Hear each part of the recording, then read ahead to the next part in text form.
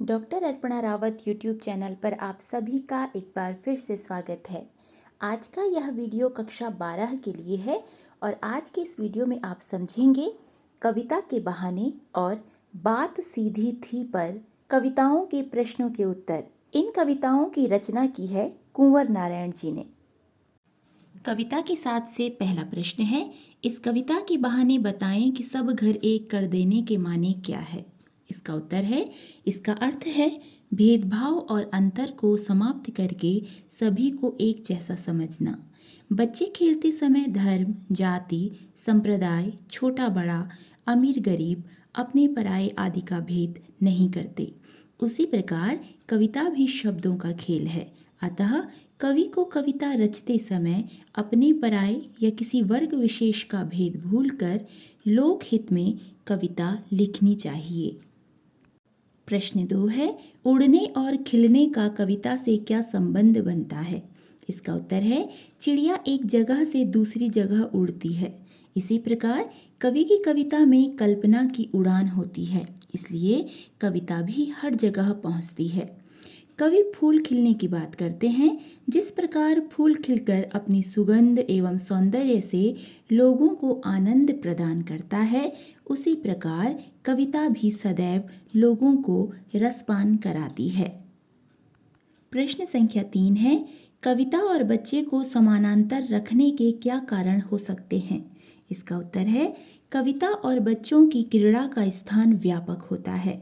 बच्चे खेलते कूदते समय काल, जाति, धर्म, संप्रदाय आदि का ध्यान नहीं रखते।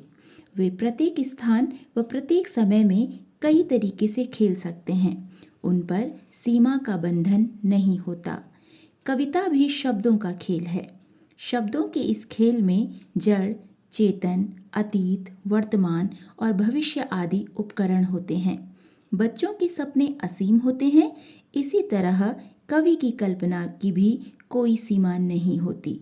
प्रश्न संख्या 4 है, कविता के संदर्भ में बिना मुरझाए महकने के माने क्या होते हैं। इसका उत्तर है, कवि कहते हैं कि फूल एक निश्चित समय पर खिलते हैं और उनका जीवन भी निश्चित होता है, परंतु कविता के खिलने का कोई निश्चित समय नहीं होता है। उसकी जीवन अवधि असीमित है। कविता कभी नहीं मुरझाती।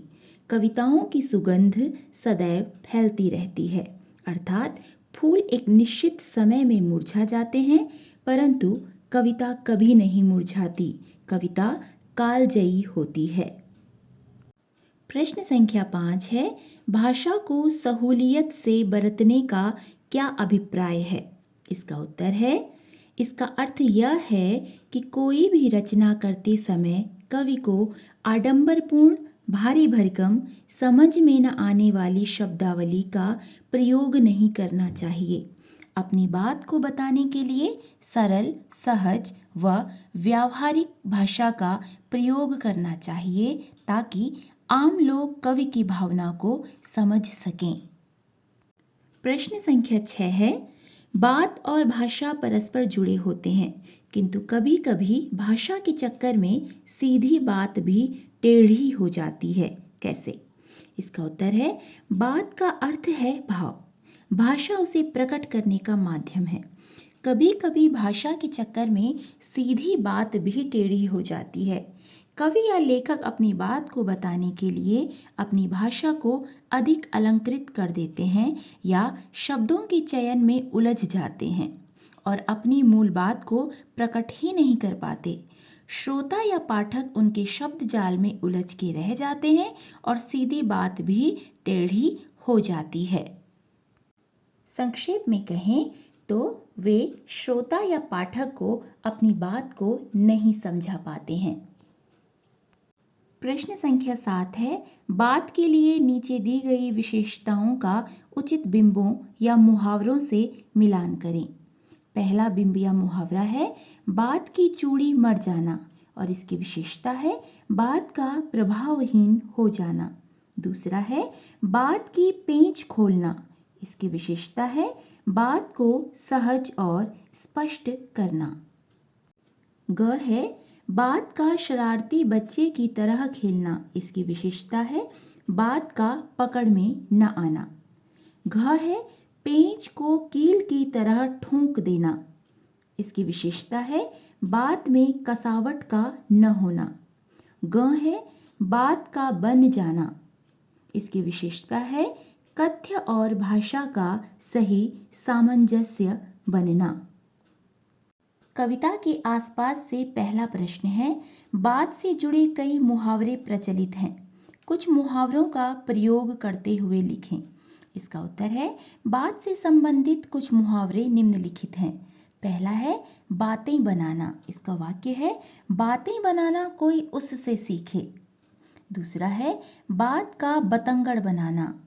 इसका वाक्य है, हमारे पड़ोसी का काम ही बात का बतंगड़ बनाना है।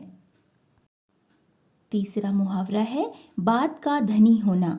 इसका वाक्य प्रयोग है, मोहन का सभी सम्मान करते हैं क्योंकि वह अपनी बात का धनी है। चौथा मुहावरा है बात रखना। तुम्हारा धन्यवाद कि तुमने मेरी बात रख ली। पांचवा मुहावरा है बात बढ़ाना। तुम अब ये बातें यहीं खत्म करो क्योंकि बात बढ़ाने से कोई लाभ नहीं है। आप बात से संबंधित इसी तरह के अन्य उदाहरण भी लिख सकते हैं। कविता के आसपास से प्रश्न संख्या 2 है, व्याख्या करें। जोर जबरदस्ती से बात की चूड़ी मर गई और वह भाषा में बेकार घूमने लगी।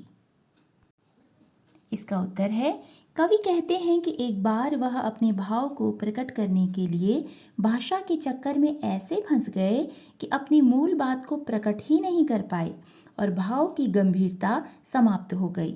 कवि कहते हैं कि जिस प्रकार जोर जबरदस्ती करने से कील की चूड़ी टूट जाती है और उसे वैसे ही ठूंकना पड़ता है, उसी प्रकार यदि भाषा अनुकूल न हो तो कथन का प्रभाव नष्ट हो जाता है।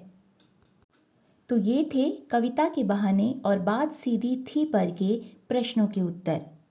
यदि आपकी पाठ से संबंधित कोई समस्या हो तो आप मुझे कमेंट बॉक्स में लिख सकते हैं। यदि आप किसी अन्य टॉपिक पर वीडियो बनवाना चाहें तो भी आप कमेंट बॉक्स में लिख सकते हैं। वीडियो में अंत तक बने रहने के लिए हार्दिक धन्यवाद।